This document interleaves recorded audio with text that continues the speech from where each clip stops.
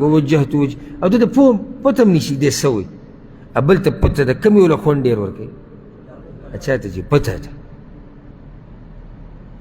نو دا څو دعاګانې شوې دعا درېیمه بله راوړې ده عن انس رضی الله عنه دا روایت انس بن مالک نه نقل دی په صحیح مسلم کې دی امام ترمذي م راوړی امام ابو داود م راوړی انس بن مالک وی ان رسول الله صلی الله علیه وسلم كان اذا اوى الى فراشه وی رسول الله صلی الله علیه وسلم چې به کله خپلې بسترې مبارکې ته راغی قال نو دا ذکر به وي دا دریم ذکر دی الحمد لله طول صفتونه د کمال خاص الله لره دي الذي اطعمنا وسقانا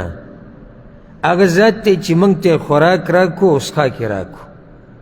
وکفانا وآوانا او کافي شو زموږ دپاره او موږ ته یې ځای راکو فکم ممن لا کافي له ولا مؤوي او ډېر داسې مخلوق شتي چې د هغوی دپاره څوک کافي کېدونکی نشتي او نه ورته ځای ورکوونکی شتي ګوره الله شکر یې ادا کړو د شپې ته تلهیله راغلې که نه الحمدلله یا الله ستا شکر دی الذي اطعمنا وسقانا موږ له خوراک راکو څښاک یې راکو د وسه پورې راکوي دا ټوله ورځ یې راکو زموږ دپاره کافي شو څه مطلب زموږ دپاره کافي شو وکفانا یعنی زموږ چې څه کارونه و هغه یې زموږ دپاره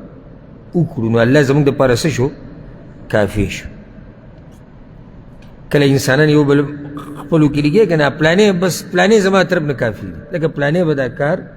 زما طرف نه وکړي نو زموږ دپاره دا کارونه دا نعمتونه دا مسلې حل کول دا ټول څوک کوي الله کوي دا توفیق دا زور دا طاقت هر څه الله راکوي او الله راله ځای راکو وآوانا ځای د اوسېدو ځای د آرام ځای د سکون نو پیغمبر صلی الله علیه وسلم فکم ممن لا کافی له ولا مؤوی او په دې ځمکه باندې څومره خلک دي چې نه څوک کافي کېدونکی شتي او نه وله څوک ځای ورکوونکی شتي تا خوراک هم وکړو تا څښاک هم وکړو الله دله کارونه م اسان کړو مسلې درته حل کړې بیا دله ځای م درکړی دی په دې ځمکه کې د اوسېدو د آرام د سکون د عبادت دا څومره اوچت نعمت دی چې ډېرو خلکو سره نشتی ډېرو خلکو سره د اوده کېدو ځای نشتی ډېرو خلکو سره د آرام او د سکون ځای نشتی باران ته پراته یي یخ ته پراته یي نور ته پراته یي سیلۍ ته پراته یي ته په امن او امان په خپله تلایي کې او بستره کې سملې خوراک دې دغه ورځې کړی دی څښاک دې دغه ورځې کړی دی نو پکار نه دی چې به دې د الله شکر وباسي سبحان الله ګوره یعنی چې ته مړ شوې دا دې ویلو ته مړ شوې یعنی دنیا نه چې تلې ته د الله شکر ادا کړی